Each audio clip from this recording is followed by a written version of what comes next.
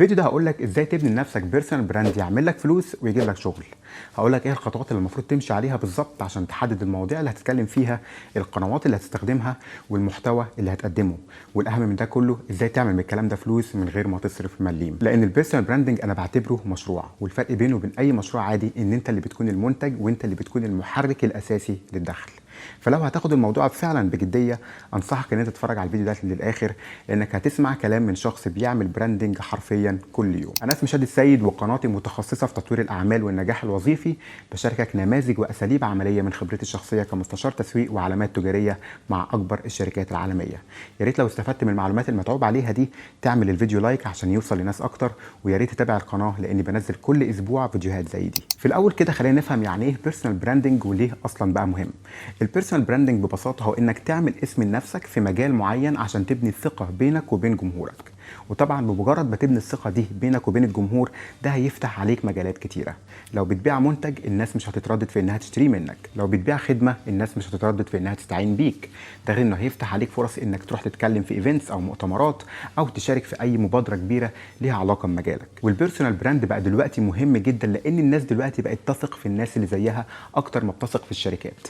الناس بقت تشتري من الناس اللي ورا الشركه مش من الشركه نفسها. طيب تعالى نفهم بقى ازاي نبني الاسم والثقه دي والمنتج او الخدمه اللي هيدخلوا لي فلوس.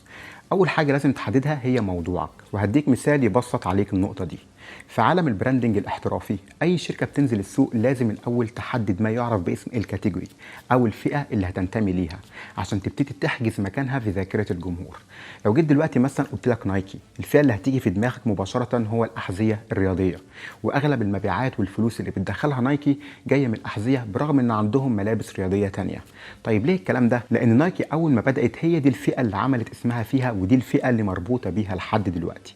وده بينطبق على اي براند تاني. لو فكرت في اسم اي براند هتلاقي فئه معينه او مجال معين بيجي في راسك بشكل لا ارادي حتى لو بيعملوا منتجات تانية. نفس الكلام ده بينطبق على البيرسونال براندنج. لازم تحدد فئه او موضوع معين الناس تعرفك بيه وتربطك بيه في الذاكره عندهم. طيب ازاي تحدد الموضوع ده؟ طبعا ده بيبقى بناء على حاجتين. اول حاجه هي اهتماماتك، حاجه انت بتحب تتكلم عنها وحاسس انك تعرف اكتر من غيرك فيها. وتاني حاجه هي مهاراتك، حاجه الناس بتدفع فيها فلوس ليك او لغيرك عشان يستفيدوا منها. وممكن يكون عندك اكتر من اهتمام وممكن يكون عندك اكتر من مهاره، بس بما اننا عايزين نعمل فلوس في الاخر من الموضوع ده لازم نختار الحاجه اللي ليها جمهور. وده بياخدنا لتاني خطوه وهي تحديد الجمهور. مهم جدا انك تعرف الجمهور اللي انت عايزه يسمع لك او يشوفك، وتعرف مين الناس اللي هيبقى عندها استعداد تدفع عشان تستفيد من اللي انت بتقدمه. طيب ليه الكلام ده مهم؟ لانك لما تيجي تصنع محتوى وتقدم خدماتك طول ما انت عارف الجمهور بتاعك وعارف الجمهور اللي عايزه يشتري منك هتقدر تعمل محتوى يخاطب اهتماماتهم، هتقدر تتكلم لغتهم، هتقدر تقدم خدمات تلبي احتياجاتهم، هتقدر تبيع لهم من الاخر. وعشان تبسط على نفسك الامور وتفهم جمهورك كويس عايزك تبني شخصيه وهميه للجمهور ده في خيالك، شخص بيمثل الجمهور، شخص كده بتقول لنفسك هو ده العميل اللي انا نفسي الاقيه. وبعدين بتبتدي تفكر وظيفته ممكن تكون ايه هي المشاكل اللي بيواجهها، ايه هي العوامل اللي هتاثر في قراره الشرائي. وافضل طريقه عشان تعرف المعلومات دي هي انك تتكلم مع شخص شبيه لجمهورك. يعني انا مثلا دايما بتكلم مع ناس عندها شركات او عايزه تفتح شركات، بعرف ايه المشاكل اللي بتقابلهم، ايه الحلول اللي بيدوروا عليها، ايه النتائج اللي عايزين يوصلوا لها. وبعدين ببتدي افكر ازاي اثقفهم، ازاي اعلمهم، ازاي اوعيهم، ازاي اخليهم واثقين 100% ان يهمني مصلحتهم قبل اي شيء تاني.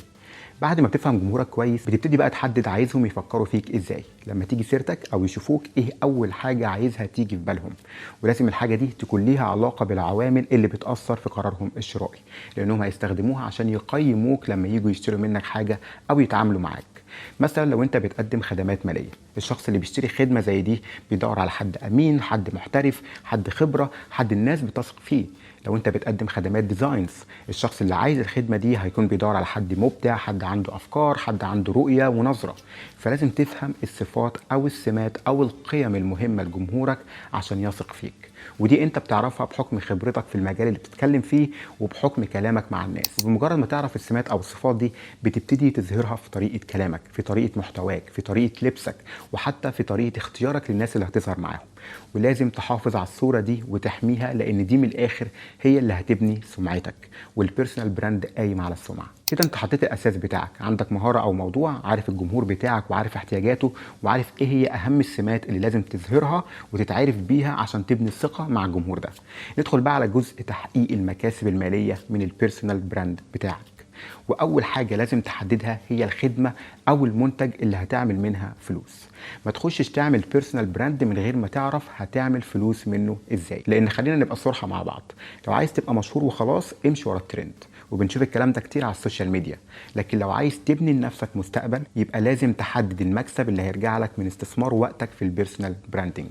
ولو ما عندكش خدمه او منتج ولسه في البدايه، تقدر تبدا بخدمه الاستشارات، بتكون سهله في التنفيذ ومش محتاجه منك اي راس مال. فخلي عندك تصور مبدئي لشكل الخدمه بتاعتك، حدد هتوصلها ازاي للعميل، سعرها هيكون ايه، وازاي هتستلم الدفع.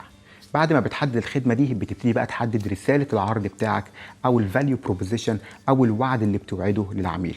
جمله مختصره بتقول فيها بتساعد مين وده الجمهور بايه ودي الخدمه بتاعتك عشان يوصل لايه ودي النتيجه اللي هيحققها معاك. وطبعا النتيجه لازم تكون تحول. مثلا هعمل لك ديزاين حلو ودي نتيجه عاديه، هعمل لك ديزاين يفيد مبيعاتك 90%، ده تحول. فلازم تدور على النتيجه الحقيقيه اللي الناس عايزه توصل لها من ورا خدمتك. والجمله دي بعد كده هتبقى هي البايو بتاعتك على صفحات السوشيال ميديا، وهتبقى هي الرد بتاعك على اي شخص بيسالك انت بتعمل ايه. بعد ما حددت الخدمه والوعد انت دلوقتي جاهز للخطوه الجايه، وهي انك تبتدي تسوق لنفسك بالمحتوى على منصات السوشيال ميديا. وانا من وجهه نظري المفروض انك تركز في الاول على منصتين، منصه اساسيه هتبقى دايما اكتف عليها، ومنصه فرعيه.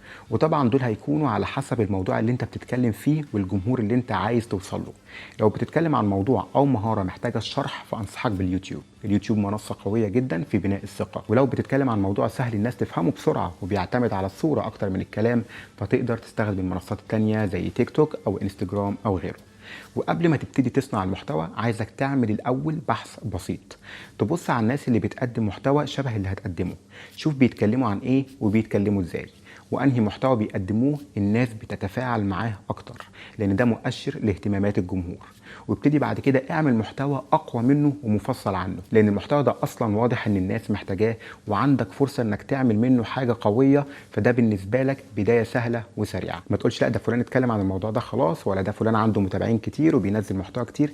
ما تخليش حاجه زي دي توقفك، الناس دي بدات من الصفر زيها زيك وعملت نفسها اسم. ممكن كمان تبص على الخلل اللي عندهم في الاسم والصوره اللي عاملينها عن نفسهم. ممكن يكون المحتوى بتاعهم سطحي، ده ما بيعكسش اي احترافيه. ممكن تكون خدمتهم مش افضل خدمه ومش افضل سعر. شوف نقاط القوه والضعف والفرص اللي قدامك واستغلها. بعد كده عايزك تخصص وقت في يومك تخش بيه على تشات جي بي تي وتساله عن المواضيع اللي تهم جمهورك، واختار الافكار اللي شايفها قويه واللي لو انت شفت حد غيرك بيشاركها هتتفاعل معاه. خش كمان على جوجل واعمل بحث في المجال بتاعك وشوف جزء people also ask، دي كلها اسئله جايه من ناس حقيقيه. بعد كده ابتدي اصنع محتوى، سجل فيديو و2 و3 ونزل كتير، مش عشان تاخد مشاهدات ولكن عشان تكسر الخوف والتردد اللي في الاول وتدخل نفسك في روتين والتزام، وبرضه تفهم ايه اللي بيجيب مع الجمهور بتاعك ومواضيع المحتوى اللي بيخليهم يتفرجوا عشان تنزل منه اكتر. ومش عايزك تشغل بالك في الاول بالمونتاج والحركات دي، ركز على صوت واضح وقيمه.